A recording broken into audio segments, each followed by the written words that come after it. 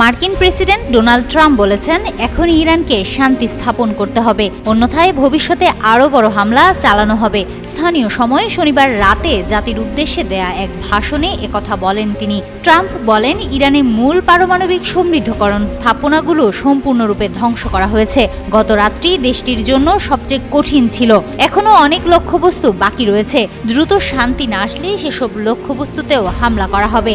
এর আগে সামাজিক মাধ্যমে এক পোস্টে ইরানের 3টি পারমাণবিক কেন্দ্রে মার্কিন বিমান বাহিনী হামলা চালিয়েছে বলে দাবি করেছে ডোনাল্ড ট্রাম্প। পোস্টে ট্রাম্প লেখেন, আমরা ইরানেরও ফোর্ডো, নাতাঞ্জ এবং এসফাহান পারমাণবিক স্থাপনায় অত্যন্ত সফলভাবে হামলা করেছি। বর্তমানে হামলা চালানো বিমানগুলো ইরানের আকাশ সীমার বাইরে। ফোর্ডো পারমাণবিক কেন্দ্রের প্রাথমিক স্থাপনায় পূর্ণ হামলা করা হয়েছে। সকল বিমান নিরাপদে ফিরছে। পোস্টে তিনি আরও লেখেন, বিশ্বের আরও কোনো সামরিক বাহিনী এটি করতে পারেনি। আমেরিকান যোদ্ধাদের অভিনন্দন। এখনই শান্তির সময়।